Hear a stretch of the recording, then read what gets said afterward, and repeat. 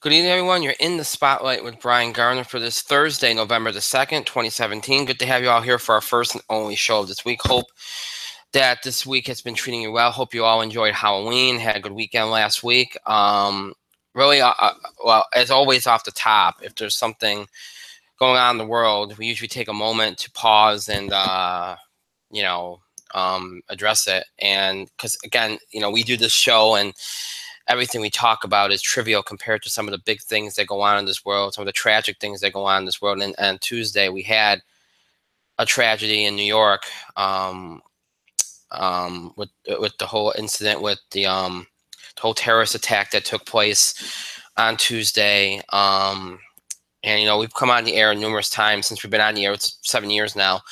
We've come on the air for so many horrible, tragic events, shootings and bombings and natural catastrophes and you name it. And it's sad that we've had to,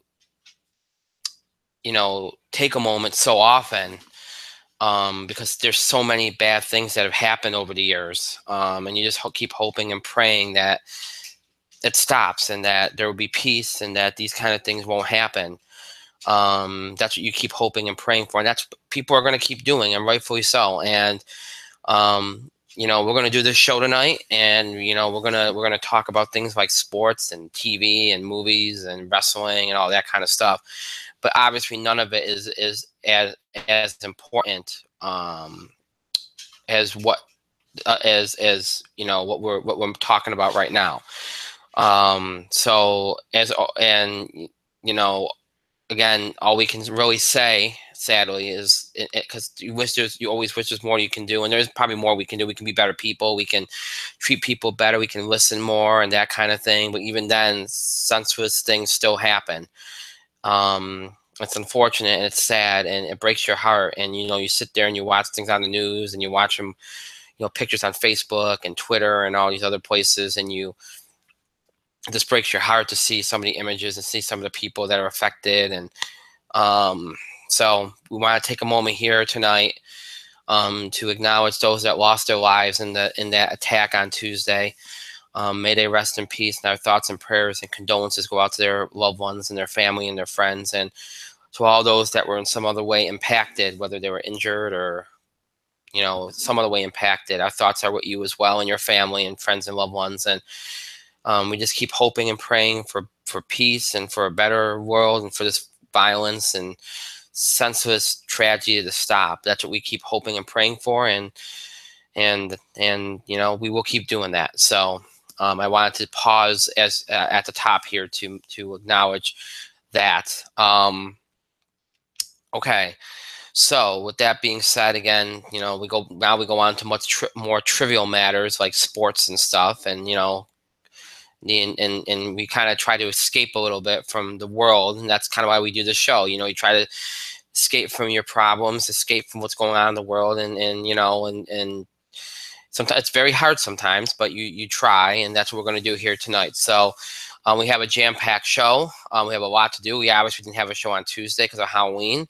So we have a lot to do tonight, and we'll start, as always, by reminding you all the ways that you can interact and contribute to the show. Have your voice heard by emailing us at itspotlight411@gmail.com. You can also follow us and tweet us at itspotlight411. Remember to use the hashtag itspotlight411 for anything you tweet on tweet on Twitter regarding the show, or when you're tweeting at us, use that hashtag. You can also find us on Facebook. Just search for In the Spotlight 411 on Facebook, and then make sure that you like our fan page once you're on it or once you find it. Okay, a couple of things. Again, we got a jam-packed show tonight. We're not going to do a lot of entertainment. We'll probably be very quick with the box office, beating the TV highlights, because we have so many other things, especially in sports. And we'll probably be very quick with wrestling as well. And there's not a lot going on in wrestling this week, so I don't think it's going to take us too long to get through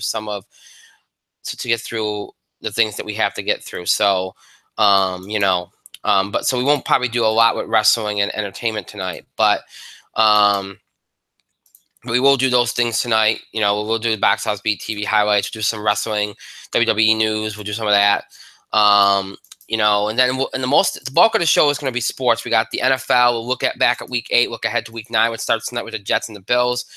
We will talk about the quarterback injuries that taken place to add to the list of those that are already down. You have now Deshaun Watson, and of course Andrew Luck was already down, but now we know he will not be back for the rest of this season. We'll talk a little bit about that tonight. And then we got baseball. Obviously,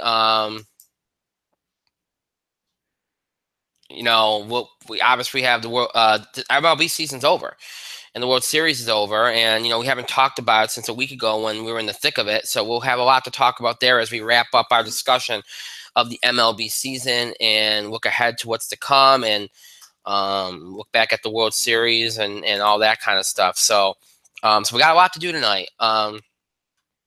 And we'll get started in just a few moments. But first, I want to give you all a little insight into next week. Next week, we are back to normal. 2 shows next week, Tuesday and Thursday, both 9 o'clock p.m. Eastern Time. Tuesday will be a normal sports and wrestling show. We'll talk all the big WWE news and notes and headlines, all the big sports headlines. All that will be coming your way on Tuesday. Also, next Tuesday, not next Tuesday, the week after we'll be doing that, so I'm not going to mention that right now. So that will be on Tuesday. Next Thursday, we will be doing our usual entertainment show, Box Office Beat TV Highlight, and we might do something special. Now, I'm kind of going back and forth because, one of the things that we got in the habit of doing when we preview a sport, NFL, MLB, whatever, college basketball, whatever, we usually, have been doing it about a week or 2 into the season of that sport. And sometimes that's because of time. Sometimes that's because I like to do it that way because I feel like it's good to see the teams play, not just an exhibition, but see the teams play. So it kind of gives you a little bit to talk about. It kind of gives you a little bit of an idea because sometimes you can practices and footage and what you see written is not sometimes enough. You need more.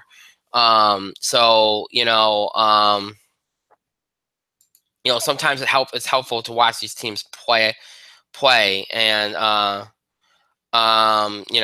so I'm on the fence about whether to do the college basketball preview next week or the week after. In the past, we've done it a couple weeks into the season. I'm kind of thinking about doing it, next week instead, and doing it before the season starts in earnest. Some teams will be playing by then, but a lot of the big headlining games like the Coaches Classic and that take place on Friday. So if we did it on Thursday or even Tuesday, that would mean that we'd be doing it right before the season it really starts for at least some of the bigger teams. So I'm on the fence right now. I'm leaning towards doing it ahead of the season, as opposed to again, we've done it both ways. So I don't know. We'll see, I guess. But excuse me. Wow, that came out of nowhere. But we'll see what happens. Right now, I'm thinking yes. As far as doing it next week, because the week after we have the Survivor Series, WWE's pay-per-view Survivor Series, and we'll be doing that all wrestling show on Thursday. So it probably makes sense to do it next week. So I'll probably do it next week. But I'm on the fence. If y'all have an opinion, feel free to let me know, and we'll go from there, I guess. But right now, I am leaning in that direction. But I've kind of been on the fence about it all week, so we'll see. So we'll probably do that next week, more likely on Thursday, even though it's not a usual sports night. We'll have more time to give to it on Thursday. College basketball takes a little bit longer, so we'll probably do that on Thursday. But again, I'll announce on Tuesday what we're going to do. But right now, I'm still on the fence about it. So, but keep in mind that might be on the agenda next week. So, and then the week after, like I said, we'll be previewing WWE Survivor Series pay-per-view. That will be 2 weeks from tonight. We'll be previewing that. So, at least know that's coming. And the week after, we'll be probably only doing one show, I'd imagine, because that's Thanksgiving week, and we don't do a show on Thanksgiving night. So, hard to believe it's already Thanksgiving, but or close to it. So, but yeah, so that's a little insight into what's to come, or what my thought process is as far as what's to come. So, all right. So my co-host is not on yet. We're going to go ahead and start. He doesn't talk football anyway, so I might as well get jumping into football. We're going to talk football right now. one of the things that we talked about, in addition to the fact that the league's in trouble, it's got a lot of problems from the national anthem situation, all the political stuff, to the quality of play being so erratic, to the lack of compelling storylines, the lack of compelling games and drama, and which probably can jump as far as compelling games that can probably fall into style of play and quality of play. And one of the big things has been injuries. We talked about that. You had significant injuries to a number of big players of late, and that hasn't helped. And today, now one of these players was already down, and I think most people already were assuming that they were going to be done for the season, and that's Andrew Luck. It was looking more and more. I mean, we got to week 8, and he hadn't played yet. I mean, realistically, you knew that they were going to probably shut him down, and that's what they did today. So I mean, that one is one that's already been playing out. But the other significant injury news that came out today revolves around Deshaun Watson, who was drafted out of Clemson this past year.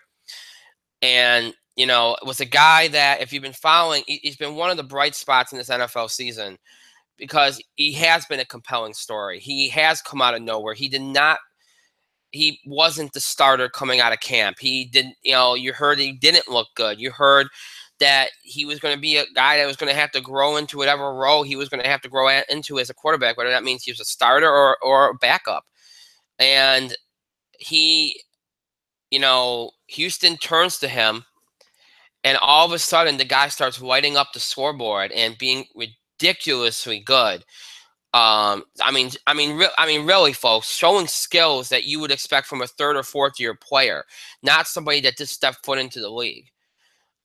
He was remarkable, and he gave Houston hope. He gave Houston the idea that they found their guy, and they found some offense to go along with their defense, which isn't as good as it's been, but it's good enough if you got a quarterback like that. And Houston all of a sudden was like, hey, we're going to win this division again this year. We might be able to go farther because we have a decent quarterback now. More than decent. We have an explosive, dynamic quarterback. And then today they get the news that he tore his ACL in practice. And an injury that, in a way that you'd least expect, you'd expect a contact injury, and it wasn't. He just tripped a foul. And that's simple as that. And he tore his ACL, and he's done for the season.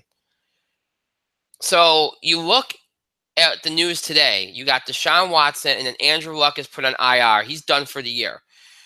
You look at that division, the AFC South, both the Colts and the Texans are essentially done.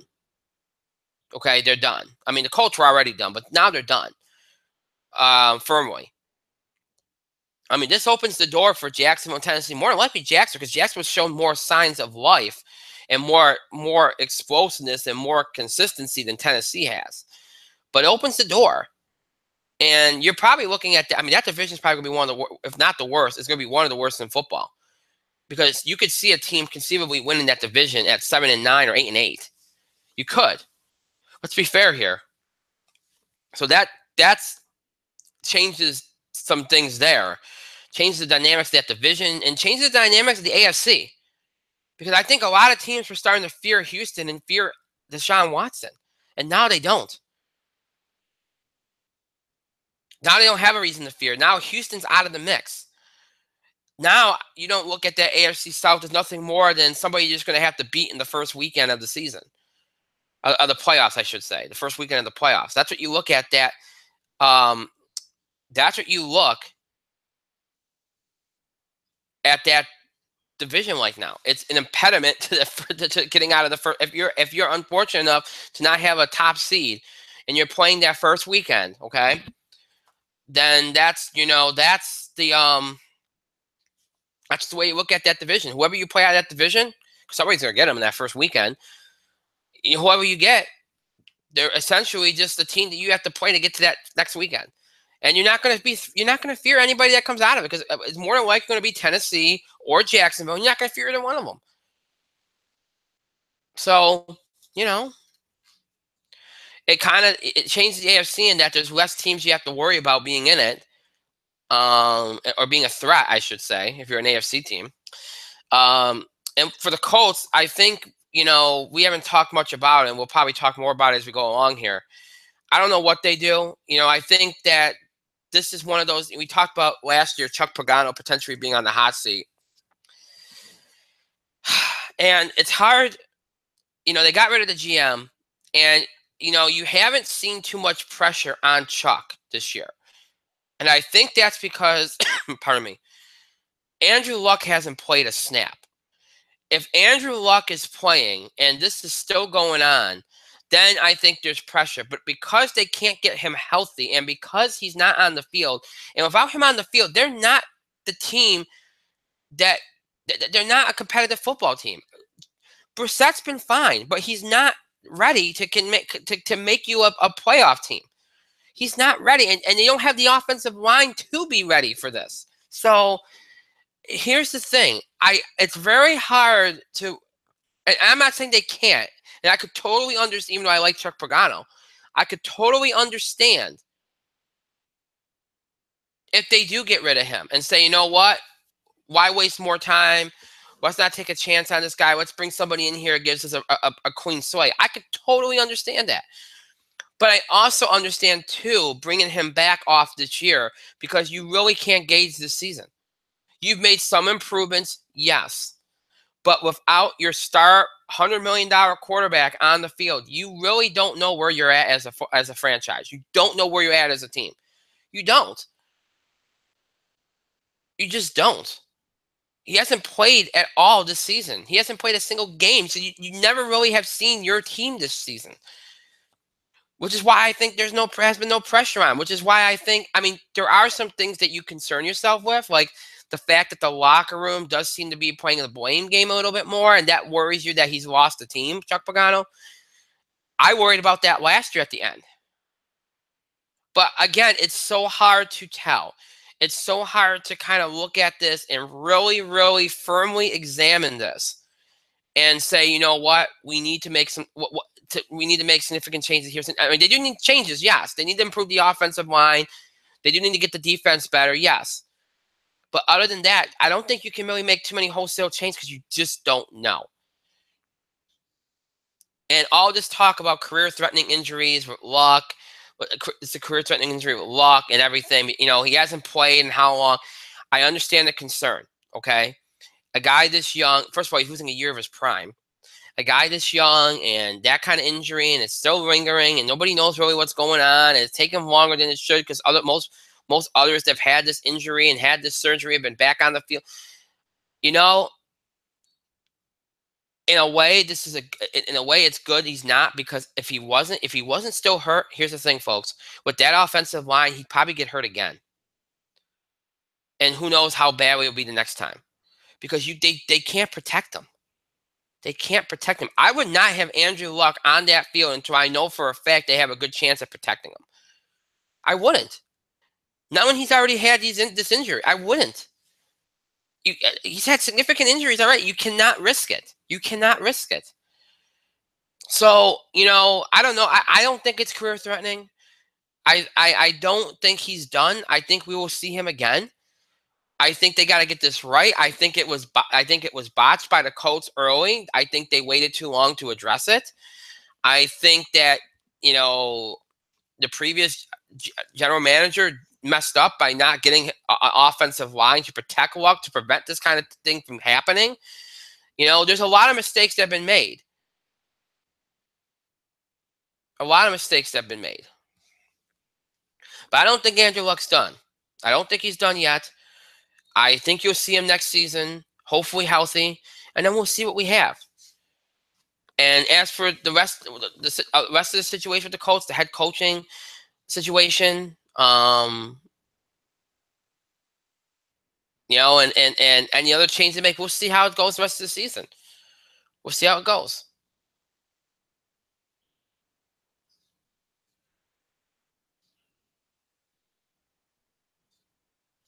So I wanted to talk about the quarterback situation off the top, and obviously that's going to hurt the league. That's more negatives that are going to hurt the league. It's just they're having a terrible year. And baseball is beating. The World Series games are beating the NFL regular season games. That hasn't happened in what, 15 years. I mean, you're seeing a shift. Baseball's had two really good seasons, two really good postseasons, two really good World Series, and even the regular seasons have been getting better because the home run is back and offense is back, and baseball's starting to get its magic back. People are into the NBA a little bit now because you got this. I mean, even though it's hurt the rest of the league in terms of competitive balance, people are into the Warriors and they're into the Cavaliers, and I mean, you got that going on.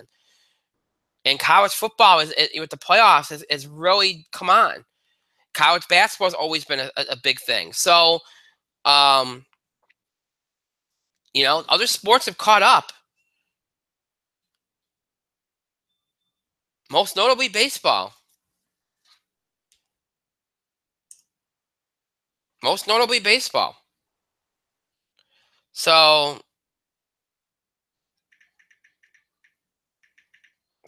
it's we're starting to see a shift. We've been talking about it for years. When will the NFL eventually take a hit? And they have. Now they're still far away at the top, but it's starting to. You're seeing the decline now, and you're seeing baseball most notably catching up. So if this kind of stuff continues for another year or two, you could conceivably see them lose that title as the sport in this country. And look, these things happen. Things evolve. There's shifts. Baseball's had it. Football's had it. It's only been really baseball and football. But you've seen it happen. NFL, MLB, they've kind of gone back and forth. And baseball has one more really good season, one more really good postseason and World Series, and the NFL has another season like this, another postseason like this. I think that will do it. I really do. But just staying back to the NFL, we'll talk more about baseball in just a few minutes. Just going back to the NFL, like I said, I wanted to start with the injuries, and because they are all the talk right now. We have a Week 9 game on tonight between the Jets and the Bills. It's 10-7 Jets at halftime. So a very ugly game. Again, another ugly game. So that's just the way it's been this season. As we look back at the picks for Week 8, hard to believe we're already at the halfway point of the season. I think some people are just ready to get this season over with at this point. But you look at the scores from you look at what happened in Week 8. Bills go. I mean, the Bills continued to look strong. Denver continued to look anemic. I think Denver. I mean, now they made the quarterback change. Osweiler was going to start this week. Denver's just looked lost on offense. Defensively, I think for the most part they've gotten the job done, but they have been lost, totally lost on offense for weeks now, and it's showed. It's really showed, and they had to make a change. So they make a change. Hopefully it clicks. Osweiler's done well there before. Hasn't done well since, but he's done well there before. So you hope that you can catch lightning in a bottle, I guess. But yeah, and the Ravens had a good weekend on Thursday Night Football. They beat the Dolphins 40-0, kind of a game that they needed. They finally found their offense a little bit. Vikings handled their business. Bills, I mean, the Bills win was a big win because here's why it was a big win, okay? You pushed the Raiders to 3-5. And the Raiders have been sloppy. And again, having your quarterback injured and in and out kind of doesn't help. But it's a big win because, if in the event that they can't catch the Patriots, I mean, they're right there with the Patriots right now.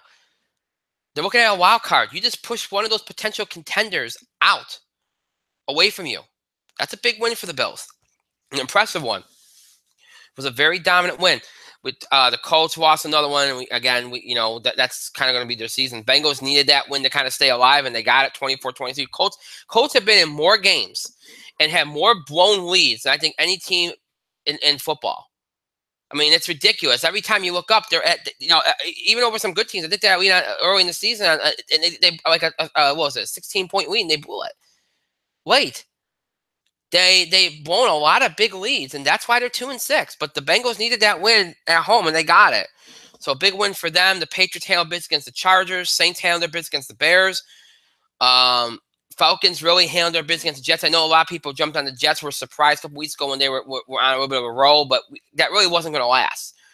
The Jets are all about their defense. They're going to keep that defense. Going to keep them in games against certain teams, but against teams that really are playoff teams or teams that are going to be are expected to be competitive, they're not going to be able to hang in there. And they didn't against the Falcons. Needed that game to get out. They still didn't look very good. Only a 5-point win for the Falcons, but it's a win that they needed, and it gets them to 4-3. They needed that, and right now they're doing better on the road than they are at home, which is kind of remarkable. But they needed it. It's the right team for them to play. They didn't have to really offensively do too much to get them, and they got the job done. But you're still not really confident in the Falcons right now. You're more confident in the Saints and the Panthers than you are the Falcons right now. Eagles handled their business, continue to look like the best team in football right now. Panthers got to win on the Buccaneers. Wasn't pretty, but you feel better about them than you do the Falcons, right? Because we should know their defense is going to show up. So they pushed the Buccaneers back. So any chance the Buccaneers being a sweeper probably goes out the door. The Texans, even despite the fact that Deshaun Watson had a great game, lost to the Seahawks 41-30 in a really good game, probably one of the better NFL games of the season, especially for scoring, 41-38. Seahawks got the job done offensively of all ways. Usually you talk about the Seahawks keeping the game ugly to get the win. They opened it up at home, made it an offensive game. It was probably Seattle's best offensive performance in 2 years. Got the job done, and they are now at 5-2, and the Texans now 3-4, and now Deshaun Watson out. You probably start to write them off now. And in one of the games of the weekend, the Cowboys with a solid win over the Redskins, 33-19. It's them to 4-3, drops the Redskins to 3-4 as all these teams in the NFC try to keep pace with the Eagles. And the Steelers on Sunday Night Football against the Lions win an ugly game, 20-15. Right now, the Steelers are kind of rolling. It wasn't a pretty performance, but their defense got the job done in this game. And sometimes you have to do that, and they got the job done against a Lions team that just has not looked good. And then on Monday Night Football, the Chiefs handled their business against the Broncos. As I said, the Bronco offense continues to struggle, and the Chiefs are so far and away better than them. They should beat them, and they did. At home, 29-19 to get themselves back on the winning track at 6-2. Packers, Titans, Rams, Giants, Cardinals, and Jaguars all had byes. And as I look at my picks for last week, I had Chiefs over Broncos, which was a win. Cowboys over Redskins, which was a win. Seahawks over Texans, which was a win. Bucks over Panthers was a loss. Usually, a lot of times the Bucks pull off a upset. Didn't this time. Falcons over Jets, which was a win, and Bills over Raiders, which was a win. So I went once again 5-1. So I've had 2 5-1 weeks after after a 2-4 week. I started the season pretty rough. I started the season off 2-4, 1-4, 2-4, 2-4. And then I had a 5-1 week in week 5, and another 2-4 week in week 6. And the last 2 weeks have been 5-1. So much better week. Starting to kind of get going here on these picks. And I think, as far as, even though again we've talked about it, it's been rough going for this league. You're starting to notice some distance now. Some of these teams are starting to come forward here. After everybody was just kind of lumped together, and even though again we mentioned the NFL's problems, and they're not going away, at least from the standpoint of at least from the standpoint of trying to get some distance and trying to see who might be at that upper tier of teams to watch, and then those teams that are in the mix, and then those teams that are kind of borderline. We're starting to see some distancing, some spacing between these teams. You've seen the Patriots step forward again. The Steelers step forward. Again, usual suspects, but they've stepped forward. The Eagles have stepped forward as a team. I think that you consider on that upper tier. I don't think you can call anybody elite yet. I think we need to see a few more weeks of some of these teams. Like at one point, the Chiefs were elite and they kind of fell off. If the Chiefs can win a couple games in a row, I think you'll put them back on the elite level. And I think the Eagles, and they win a couple more games, you'll put them on the elite level with them. We step forward as an upper tier team. Excuse me. I think the Seahawks have as well. The Chiefs were obviously already there. You know, so you got those teams. And then you got some teams that I don't think we quite know what they are yet. I mean, not quite know. I think, and you got some teams that are there, and you're kind of hesitant about them because they might be very inconsistent, but they're record-wise, they're there. The Saints, the Panthers, the Falcons. So a lot of NFC South teams. Cowboys, I would put there. Packers, because of injury, you probably worry more about them than the other teams. So those are the teams that you kind of put up there, like they're in the mix, and you're kind of just gonna keep an eye and see where they end up. Vikings as well, I would put in that group. And then you got some teams that are borderline right now, and you're not sure what's going to happen. Oh, the Bills, I would put in that in the mixed category as well. Although the Bills are arguably 2 or 3 more wins away from being on the upper tier, I would say. And then you got the teams that are kind of borderline. The Ravens at 4-4, the Titans at 4-3.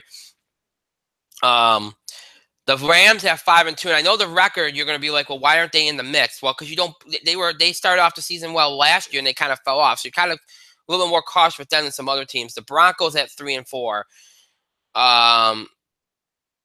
The Jaguars at 4-3. The Redskins at 3-4, and the Raiders at 3-5. And again, with the Raiders doing what they did last year, you might give them a little more credit than some of these other teams. But I think you put them in that borderline care because you just don't know what they're going to be week to week. The Lions at 3-4. And I think those teams that are like borderline, and everybody else I think is out of it. I think the Chargers are out of it, despite the Browns are out of it, clearly. The Bears are out of it. I want to say the Dolphins are out of it, but they're 4-3. I mentioned the Dolphins are probably one of those teams just to kind of borderline keep an eye on. So I guess you can, I guess you justify doing that, I suppose. But 49ers are obviously out of it, even though they made a big trade, and it's a good trade for them to get Garoppolo. I think it's going to help them, and he's obviously a guy that the Patriots were not going to be able to keep. So, big trade for them. Cardinals, I think, are out of it. Texans, I think, are out of it now, especially with the quarterback situation. Same with the Colts. Bengals, I think, are out of it, and we'll see if that finally makes significant changes happen in Cincinnati. Giants are out of it. Buccaneers, I think, are out of it now. Jets, I think, are going to be out of it now. So, those teams, I think you can say at this point are out of it unless they do something miraculous in the next few weeks. And we're going into week 9 now. So you kind of have to, you're hoping that these next few weeks give you a little bit of distance. And usually by now we have at least some distance, and then the next few, and then then you'd say the next few weeks would solidify placement. Not so this year. Not that kind of year. So we'll see how things play out here as we go into week 9. And week 9, of course, on the way tonight with the Jets and the Bills. 10-7 Jets in the third quarter. Again, a very, very ugly game on Thursday Night Football. So, we'll continue to see how that plays out. And that is a game I was going to pick, but since it's ongoing right now, I'm not going to pick it now because it's not fair to do that. There's not a whole lot of good games this weekend. The Bronco-Eagle game probably a couple months ago looked like a good game, and now it doesn't. We'll see with Osweiler playing. Maybe that makes it different. Falcons-Panthers is not bad. Colts-Texans is supposed to be a rivalry game, I guess. There's a rivalry game, but it's not going to be much of one now. Probably just be an ugly game. Redskins-Seahawks might be okay. Chiefs-Cowboys will be a good one. Your Sunday night game is the Raiders and the Dolphins. I mean, that should tell you all you need to know about this week. And then Monday night's Lions and the Packers, which, again, probably look better early in the season than it does now. Bears, Browns, Vikings, Patriots, Steelers, Chargers, all with buys in week 9. So let's pick some of these games here because there ain't a lot to choose from for week 9 here. So let's make some picks here. I can't pick the Bills and Jets now because that game's ongoing, so I won't pick it. I'll pick the Bronco and Eagle game, even though I don't think there's going to be much of a game now. Look, Osweiler, we don't know what you're going to get from Osweiler. Maybe he gives him a little bit offensively, but in all honesty, and I hate to pick a game that I think is going to be a blowout because I think this is going to be a blowout. But, the Eagles is so much better right now. They're just so much better right now. So I can't see, especially at home, the Broncos are going to lose this game. I mean, Osweiler might give him a little bit more offense, but Eagles are going to have this game. So Eagles over Broncos. Easy. And again, I hate to pick a game that I think is going to be a blowout, but again, swim pickings. Falcon and that game on CBS in the 1 o'clock window from Philadelphia. 1 o'clock p.m. Eastern on Fox. Home game for the Panthers against the Falcons. And this game's really about getting that upper hand in the division. Both teams coming off of badly needed wins. I said I feel more comfortable about the Panthers right now than the Falcons, which is why I'm going to pick the Panthers, because I feel like they get more out of their defense than either side of the ball that the Falcons have going right now. So, I just trust them more defensively than I trust the Falcons offense or defense. So because of that, and because I just haven't liked what I've seen from the Falcons this year, really. I think that, and we said early in the season we didn't think there was a Super Bowl hangover. I think there is now. I'm going to go Panthers over Falcons in this game. Next up, Redskins Seahawks, 4:05 p.m. Eastern on Fox. A home game for Seattle. Very tough to beat at home. They looked very good last week offensively against the Texans. Defensively, not so much. I would expect a better defensive game from them. If they can carry any of that offense into this game, this won't even be a game. But their offense is very up and down. So, and plus they're 7.5 favorites. So, I'll go with Seattle here, but I'd expect the game to be maybe a smidge closer than many people might think, especially based. It's interesting to me. It's interesting to me how people will base so much of what they think about the next game on what happened the previous week. Because now everyone's like, well, that offense, they're just going to run it. They're going to win 3-4 games in a row, and they're going to know the guys in the next couple games in the schedule. Offense. Seattle doesn't have that offense every week. Okay, don't be lulled into thinking all of a sudden they have some high-powered offense. They just had a matchup that worked in their favor offensively, and they exploited it. Okay, so and the Redskins, I think, will put up I think the Redskins defensively are probably better than the Texans, even though they're pretty banged up. So, but anyway, I still think it's a Seattle win. And this might end up being a little closer than expected. I don't expect Seattle's offense to be as good as last week. So, Seahawks over Redskins. Chiefs Cowboys and the 4:25 p.m. Eastern time slot on CBS. A home game for Dallas here. It's a good game. Chiefs coming off a win after a couple losses. Cowboys had a good win last week over the Redskins. Have some momentum. Really could go either way. We've talked about the Chiefs, how they like to start things off hot, and then they kind of go through a funk in the middle part of the season, and they get hot at the end. We've seen that same pattern this year so far. They had the win last week. We know how good they can be. We know they don't make too many mistakes. They're pretty sound with the football. They like to play things, I won't say safe, but they're pretty conservative. Cowboys are going to have to make their own breaks. They're going to have to run the football effectively. They're going to have to be very careful how they play things down the field. And they're going to have to make plays defensively, and they're going to have to really work to stop the run with Kareem Hunt. If they don't stop Kareem Hunt, it's not going to be much. It's going to be very tough for them to beat the Chiefs. I kind of like Dallas here.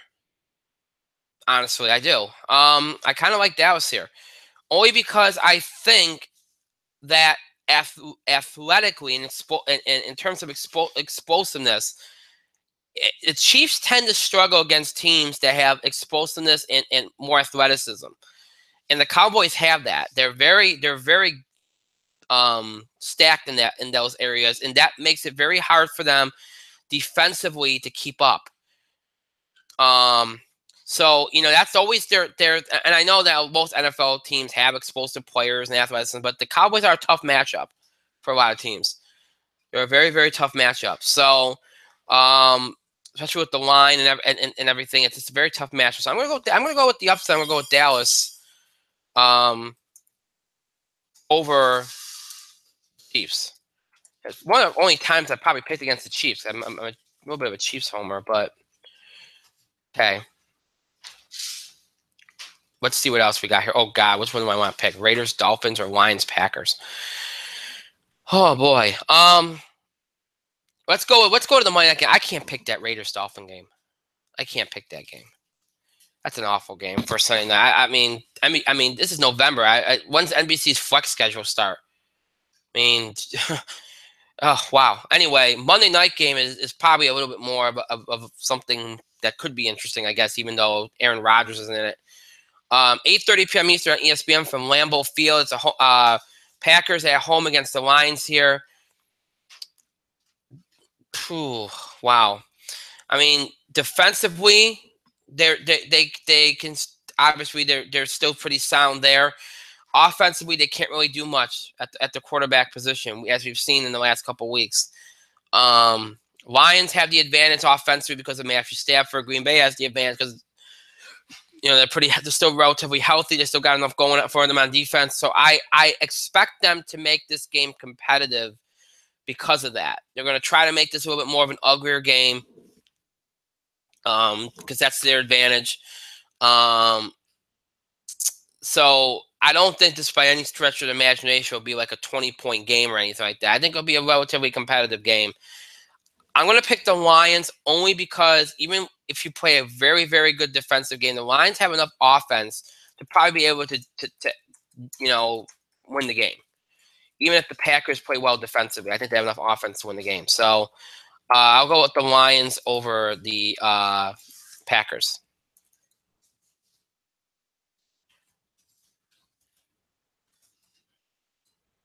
Okay.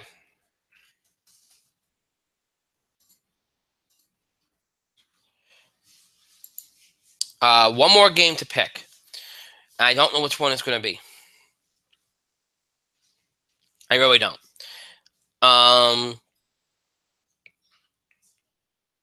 I could go with the Rams and Giants. Ravens, Titans. Wow, this is a rough week. Bengals, Jaguars. You know what? Let's do Bengals, Jaguars. It's a close enough line. We'll do that one. It's a 1:00 p.m. game. 1:00 p.m. Eastern game and on CBS. Jacksonville, Florida. Obviously, a home game for Jacksonville. We got the Jags and the Bengals. Bengals got a big win last week. Jaguars coming off a bye. Some weeks we see the Jaguars. We see a lot of offense. We know defensively they can do a lot of things, but it's really all about their offense. If their offense shows its explosiveness, if their offense does what they're capable of doing with Leonard Fournette and company, then they can win this football game pretty easily. If it doesn't, then it could be a close game and it could be a close loss for them. I'm going to pick Jacksonville here because I do think they're the better team. I do think they have I think the Bengals, again, I said a lot about the Bengals this year. I've said that a lot of negative about the Bengals this year. Haven't liked the way they played. Haven't liked their body language. Haven't liked anything that's gone on with them.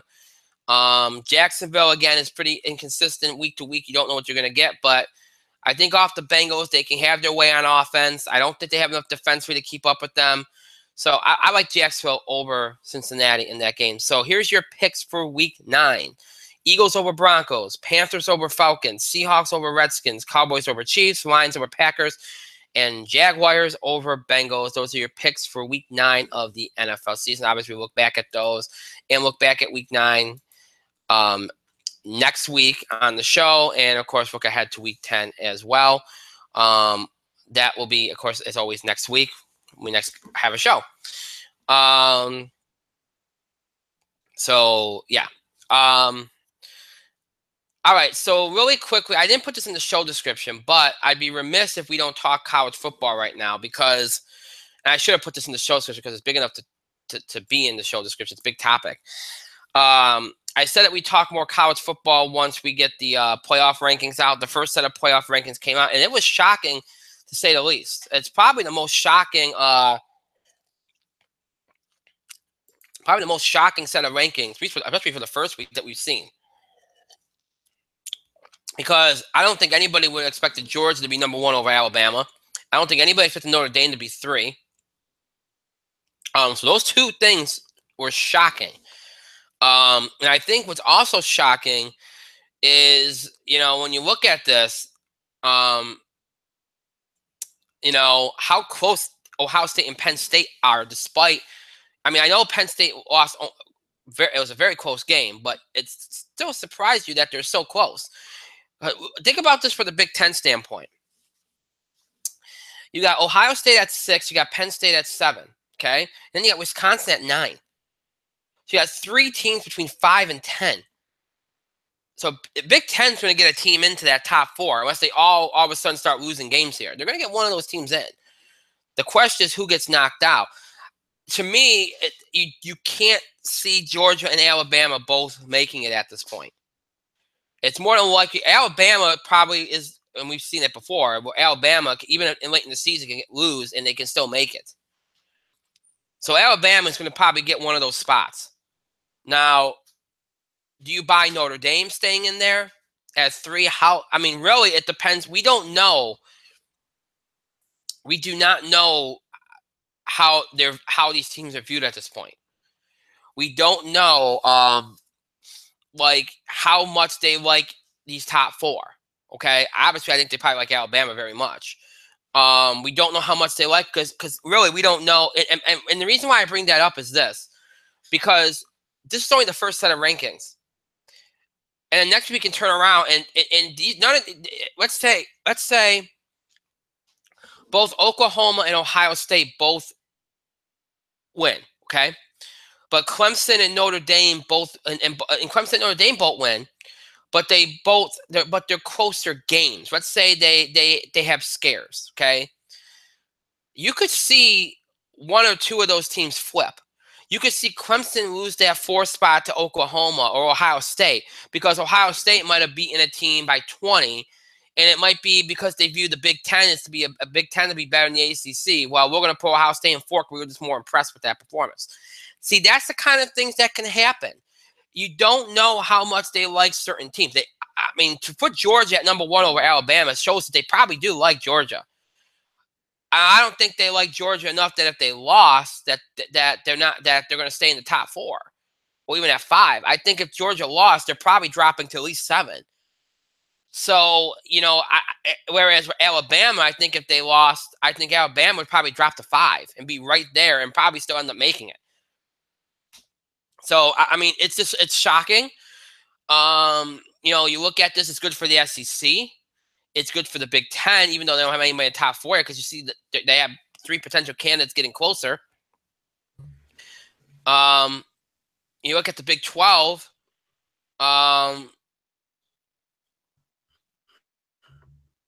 You know, you look at the Big 12. You got TCU sitting up there. You got Oklahoma sitting up there. Oklahoma State's kind of on the outside looking in right now, but they can easily play their way in. And I'm going to be honest with you folks. Okay, because and again, you're going to get 3 or 4 more sets of these that are really significant. Normally, I would say, you know, at this point, the first set of rankings, I would look at and just go, anything from 15 and up has a chance. I'm not saying that this year because I think if you look at the top, probably 11, I'll put Oklahoma State in there right now. I think those are the only teams that the committee really, really likes. The ones that are talked about them. I haven't, you know, usually over the course of the season, you've heard them talk about maybe some of these other teams, like in this case, it'd be like Mississippi State, USC. USC was talked about early, but they fell completely off. You know, usually Virginia Tech, you hear some of these teams talked about a little bit more. They have not been talked about. And you know, I based on performance, based on schedule, based on conference, based on all these other bullet points, these discussion points, and that you usually factor into this now that we've been doing this for, what, 4 or 5 years, these playoff rankings, I honestly believe that it's down to 11 teams for those 4 spots. I honestly believe that. And look, a lot of this is going to play itself out. You know, you're only going to get one of these Big Ten teams in. Okay, Ohio State, Penn State, Wisconsin. One of them's going to make it. The other 2 aren't. You're only going to get one of these SEC teams in, unless they get unless the other team gets a lot of help. A lot of help. Okay, so and more than likely, definitely only going to get one of these Big 12 teams in. So, you know, it's going to play itself out with conference championship games and everything. And there's still a lot of games. We've got a month left to be played here. But nonetheless, I mean, again, this is probably the most shocking week 1 rankings that we've ever seen. and one of the most shocking we've ever seen in general. Just completely shocked. And I'm not saying it's wrong. I think it's good. I think it's good that it just wasn't, Alabama automatically number one. I'm glad, and I think, it's good to see Notre Dame in there, and I mean, it's good. It shows a little bit of diversity in terms of, and it's probably a little bit more varied than what we expected it to be. I think I like the rankings. I think they're fine. I just was surprised. But again, a lot of this is going to play itself out over these next few weeks, and we'll see if there's any earth-shattering shakeups. Maybe I'll be wrong. Maybe a team like Washington or Auburn or somebody will step into the mix.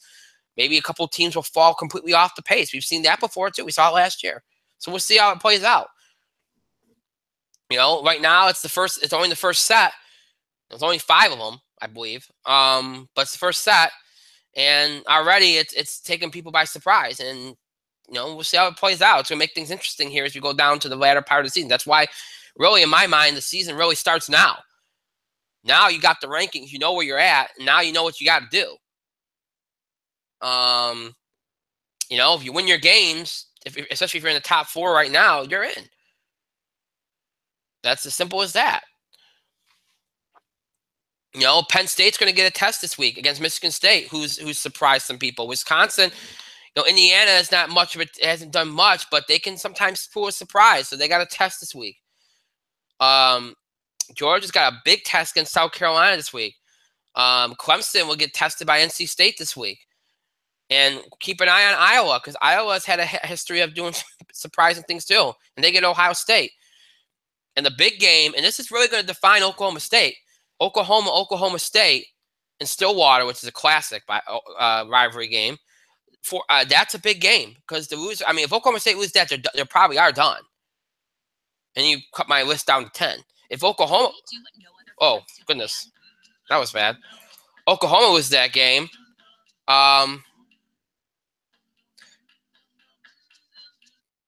Sorry about that. If Oklahoma loses that game, then they're in some dire shape. So some big games to come this weekend. Some interesting games to check out to see how these rankings will look next week.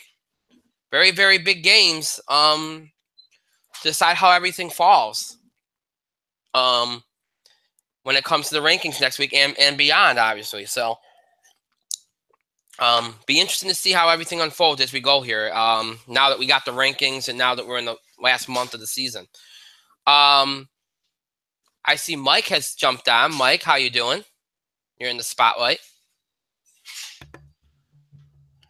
I've been listening to you for rambling on for the past 10 minutes, so not great. Wow. I didn't know you were there, honestly. Yeah, you usually don't. You usually don't. I had given up all hope. Mike. I had given up all hope. Me too.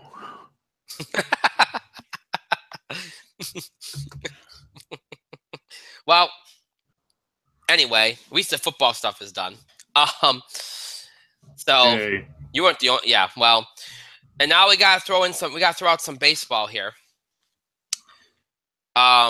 Because we had first of all, the season's over. It's funny, when we were here last time, we had a show a week ago. What we went, like game 3, game 4, or about to hit game 3, I think it was. I don't know. I think it was. I don't know. But anyway, all you need to know is in between this last week, you had a classic in game 5. Back and forth, good offense. You like offense, you got it.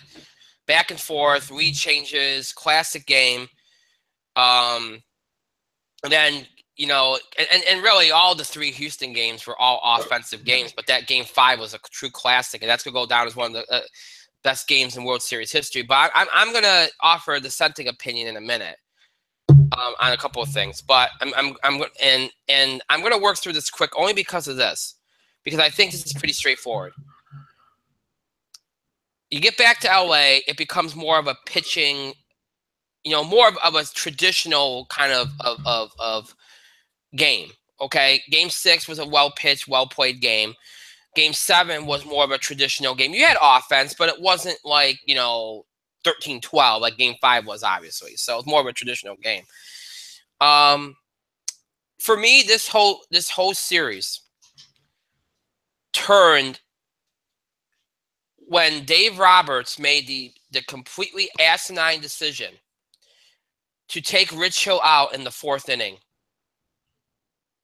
I mean, he did in both his starts, but to me, to do that, okay, set the stage for the end of this series to be what it was, where your bullpen was completely drained. You had nobody. I'm going to just say this, folks. Dave Roberts, and I like Dave Roberts. He's a good guy. I don't think he's bad, okay? But Dave Roberts has and we talked about this, how the new managers in baseball are supposed to adhere to the numbers. And some organizations, what you have a little bit more leeway, like Terry Francona gets leeway with Cleveland, probably because he's earned it. We've seen some managers get leeway, but we've also seen the bulk of them not get that. And I think it's pretty clear that Dave Roberts doesn't get leeway when it comes to the numbers. Because here's the thing, okay? By doing what he did, he killed his bullpen. He killed it. Now, Houston's bullpen was killed for a different reason, because their closer stunk, okay? That's why their bullpen was killed. And they had to use starting pitchers, and it was and that went against sabermetrics. AJ Hinch went against sabermetrics last night in using starting pitchers instead of his bullpen guys to finish out the game. He did it against the Yankees, and look what happened. He won the games. Dave Roberts sticks to the numbers. He pulls his pitcher up because, God forbid, our pitcher should go beyond the 5th inning and actually go through the 3rd time through the order. God forbid we do that, because that's what starter pitchers are paid to do. And what happens? He loses the series, and his bullpen looks fried. He puts it, and then last night, and I was sitting here watching the game last night, and I watched him put Kenley Jansen, the closer, in the 7th inning when they're down 5-1. Now, look, I understand the best part of their order is coming up. You know, your best pitcher that you have available, you got to take Kershaw out, you pinch hit for him. I get that. All right. And I get what you're going to say. Oh, well, you know, you best part of the order. I have to keep this game, and I can use another starter later or something. Here's the problem with this, okay? What next? You do this if you know you have somebody like a Kershaw or somebody big still left. You still have an ace in the hole somewhere. By using your biggest ace in the hole in the 7th inning, if you somehow do tie it, what about later? And I know it's Game 7. Oh, you got to do what you got to do. Just keep moving along. It's bull. And I'm telling you right now, if Kenley Jansen doesn't act like a Aroldis Chapman next year with his arm being pretty much worn out, I will be shocked. These managers in this postseason have been atrocious in terms of bullpen usage. Have been terrible in terms of bullpen usage. It has been let the starting pitchers get themselves out of some jams. That's what they're paid to do. We don't pay a starter to go 3 innings. We pay relievers to go middle relief to go 3 innings. We don't pay starters to go 3 innings. I don't care what the numbers say. Throw the damn numbers out. Guy can go, and I've seen it this postseason. We've seen it. A guy can be lights out for 5 innings. Or even 3 innings. 3 innings. Let's use 3 innings as an example, because that's a good number to have. Guy could be lights out for 3 innings, 9 up, 9 down. But he gets 1 man out in the 4th inning. He's out of the game. Why?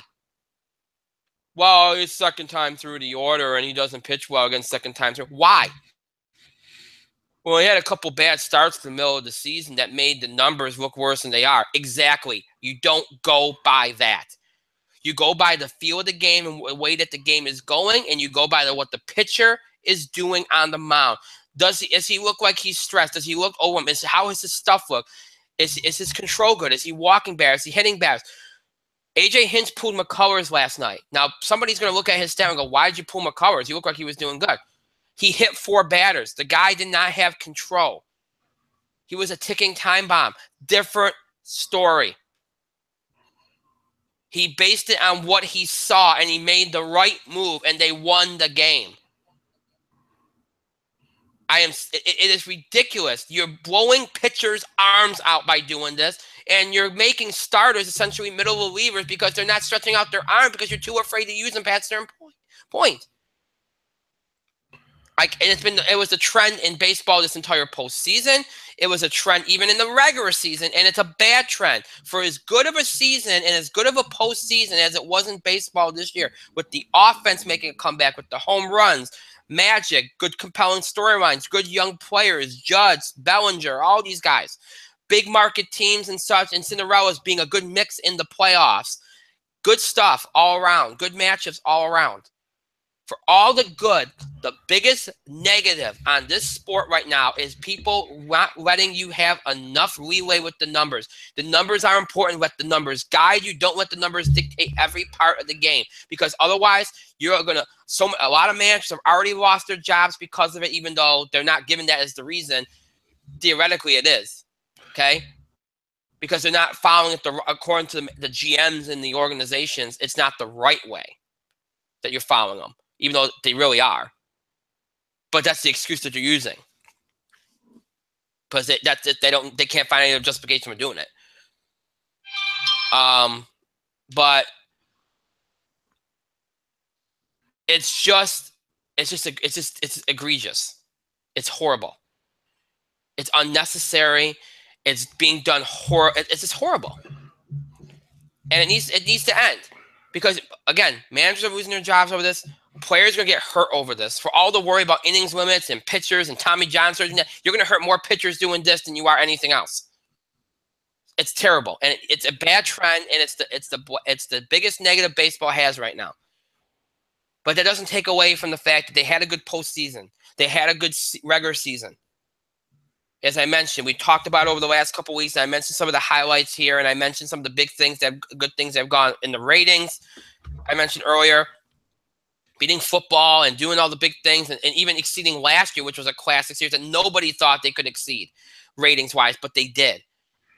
That Game 5, even though, as I mentioned, really that Game 5 shouldn't have happened. And it happened because managers were too quick to remove their pitchers, and nobody could get anybody out because their bullpens were fried. Their bullpens were down. Yes, that's a game that's going to be remembered. Yes, it's a game that's going to be one of the best in World Series history. But in all honesty, I look at it with an asterisk, because it's because of stupidity by the managers that it even happened in the first place.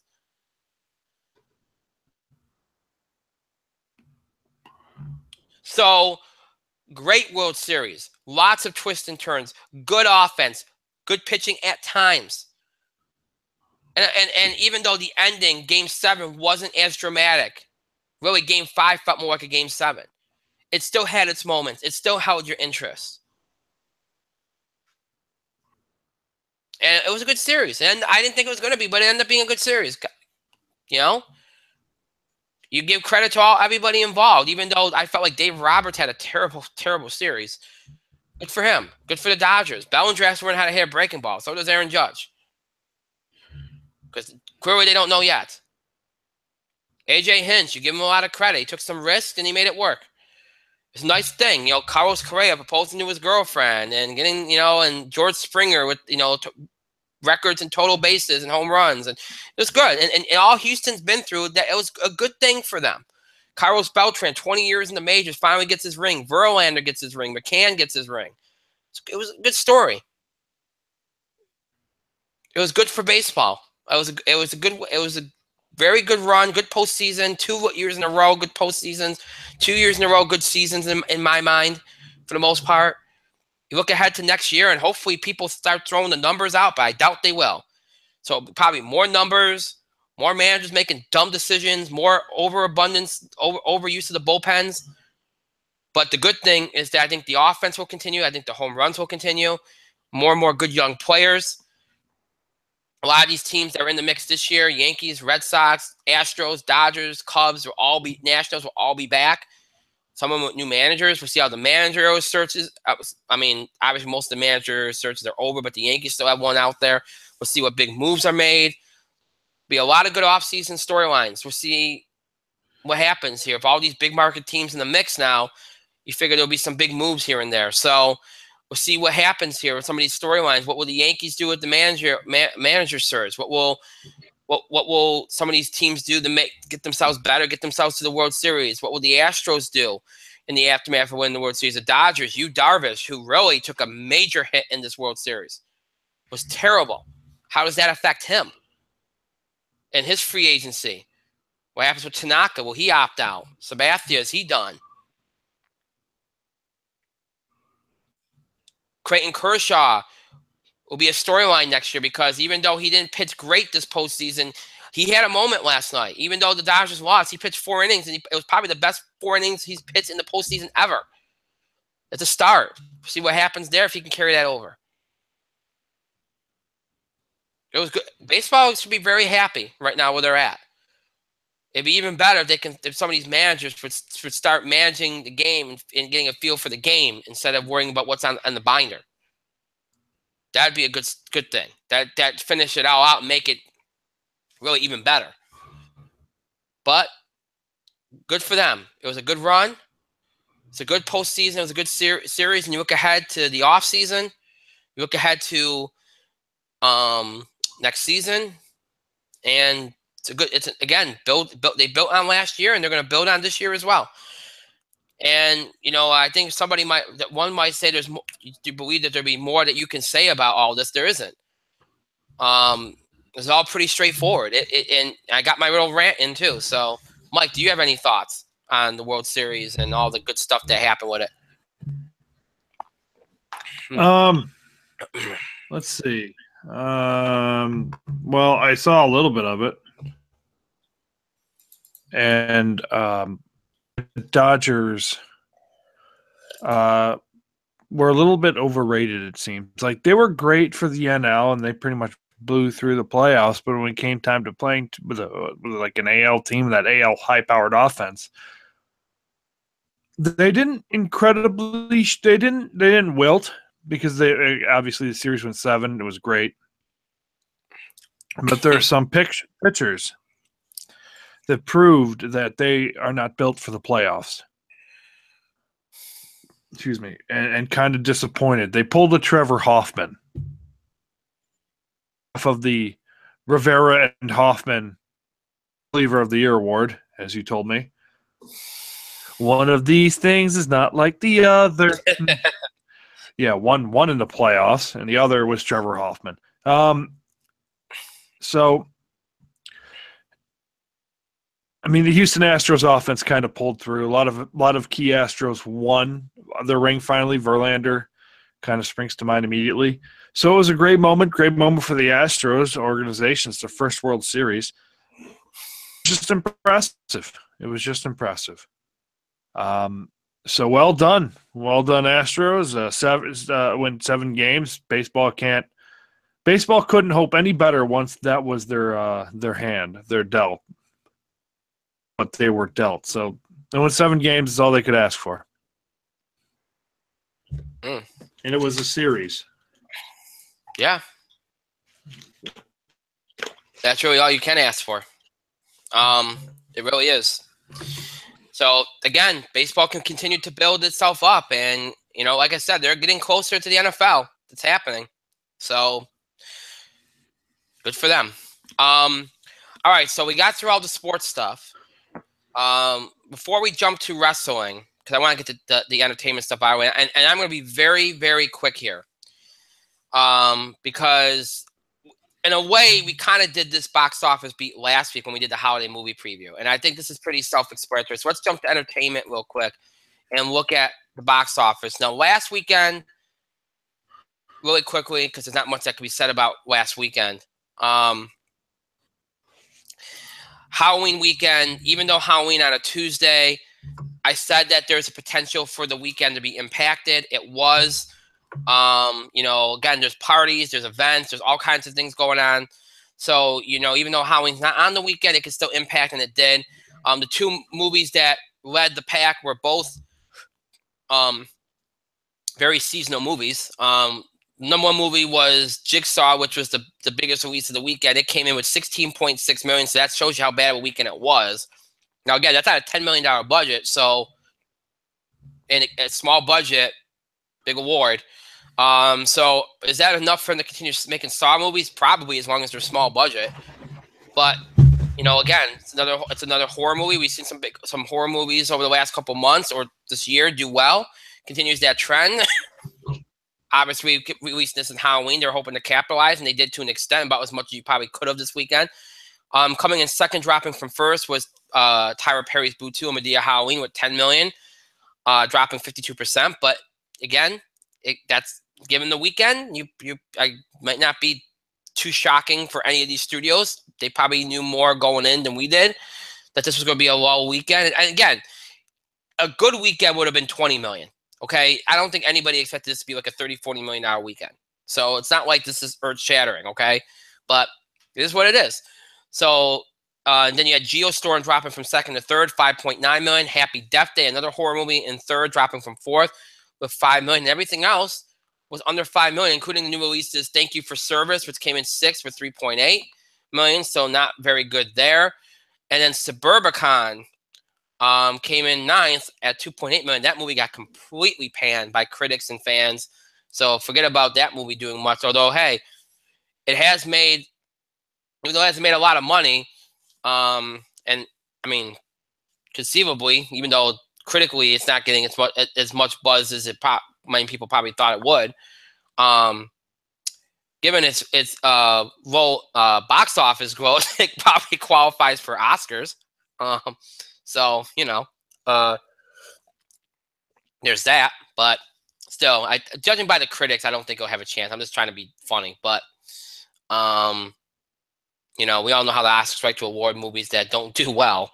So, but yeah, critically it's getting panned too, so I don't think it has a chance. But I was shocked that Thank You for Service didn't do better. But again, Halloween weekend. It's the way it goes. And there was some buzz around that movie too, and they were, obviously getting free tickets out to veterans and stuff. So they were doing the right thing marketing wise and stuff, but just didn't get it over. So kind of a quiet, low kind of weekend. And again, that Halloween, that sometimes can happen, and they're lucky it wasn't as bad as it could have been, because there have been some bad weeks the last couple months, and this wasn't one of the worst ones. So all in all, I think it was an okay week. It wasn't great. It was okay. It's good, and I guess you could say it's good enough. And thankfully, Hollywood can turn the corner here to this weekend, the start of the holiday movie season. We talked about that at length a week ago, so I'm not going to go crazy about this. There are two releases this weekend, one major release and one small release. The small release is LBJ, a drama from Electric Entertainment, which will be opening in 659 theaters. So obviously on the more limited side of things. And it's gotten some big buzz, starring Woody Harrelson, Jeffrey Donovan, Jennifer Jason Leigh, Bill Pullman, and Richard Jenkins, directed by Rob Reiner. R-rated, obviously about LBJ. It's gotten some buzz. It won't do, again, you probably don't see this making much more than maybe $2-3 million if you're lucky, but it'll be in play, and it'll probably expand its release over the next couple of weeks, so keep that one in mind. The big release, as I mentioned last week, Thor Ragnarok, the latest Marvel Studios film, obviously from Disney and Marvel, opening in 4,080 theaters.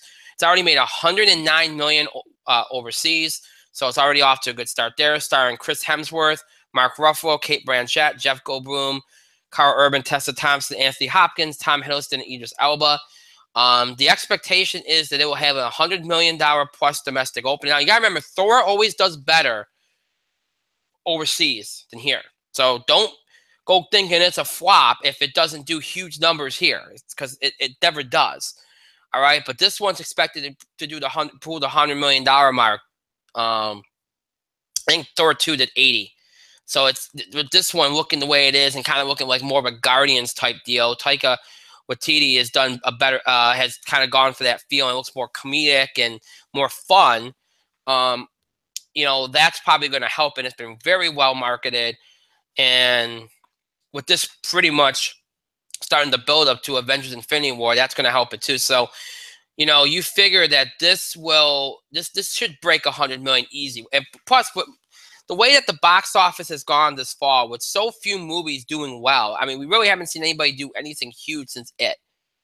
So you figure it's due, and this is probably going to be the one that kind of brings it back. So, yeah, I think Thor is going to get a $100 million opening. I don't think it's going to be much more. I don't think it'll be well over 100, but I could see like 110, 115.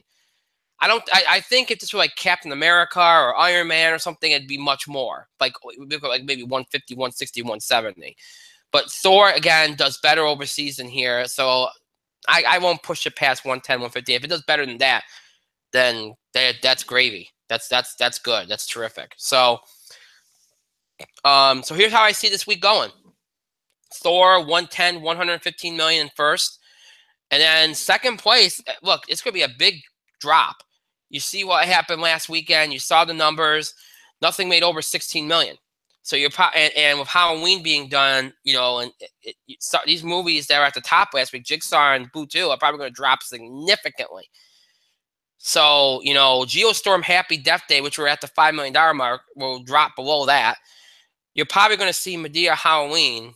Halloween Hour probably right around that $5-6 million mark, if not lower. And Jigsaw probably right around 7-8 million, if you're lucky. And that's it. So really, Thor, 110, 115 million. Jigsaw, maybe 7-8 million. Madea, Tyler Perry's Boo 2, Madea Halloween, around 5 or 6 million. And that's it. Everything else will be under 5 million. The box office is going to have to build itself up over the course of November and December again. Because none of these movies are going to linger. Sometimes you see some of these October releases in recent years linger into November. They're not going to linger. None of them did well enough to linger. So that's the way I see this weekend. Pretty simple and straightforward. Mike, any thoughts on the box office before we move on? Thor gonna win. Mm-hmm. That's it. Pretty easy. Yep. Excuse me. All right. TV highlights. I don't have a lot. Why? Because I really only watched World Series, football, and like 3 shows because I just didn't have the time. And I binge watched Stranger Things, and that's pretty much what took my time. Sorry, that's just the way it is. And Stranger Things was phenomenal, absolutely phenomenal. Except for one episode, which it's the episode that everybody seems to be kind of panning. And I didn't think it was horrible. It's not a bad episode. It's just the placement of it, and given you only have 9 episodes, I don't like taking detours like that. I mean, it wasn't important for the character of 11. Yes, it was, but there's other ways it could have been done. But other than that, the other 8 episodes were absolutely amazing, and I would highly recommend it. It's such a freaking good show. I mean, it takes you back 20, 30 years, and it's, you know, and for somebody that grew up watching like Spielberg movies, like E.T. and of course I was a big fan of Super 8 a couple years ago too. I love this kind of stuff, and it's such good sci-fi horror type stuff. It's so good. So very, very happy with that show. Again, I hope all of them get represented at the Emmys and Golden Globes, because so many good acting performances in those 9 episodes. So Stranger Things at the top of my list. I really liked Gotham last week. I love the way they used Professor Pig, and thank God they are finally doing something that resembles a storyline for Harvey Bullock. And it fits because it plays from things that happen in the comics. Harvey has always been somebody that can kind of play both sides and can be a dirty cop at times. So I'm really glad to see them going that route. And they finally, who knew that they were actually going to play Lee Tompkins as her character from the comics finally. After 3 seasons. You get her away from Jim Gordon, put her in a completely different environment, and all of a sudden she becomes a character from the comics. Who knew? That's all it took. They're doing right by Grundy. They're doing right by Penguin. They're doing right by Tompkins now. They've kind of tamed Gordon about as much as they're probably going to be able to do. They gave Bruce a break last week, but he needed one. These characters are finally resembling who they should be. It only took 3 seasons, but it's happened. Which I could say the same thing about Arrow. But, you know, neither here nor there. But Gotham was good last week.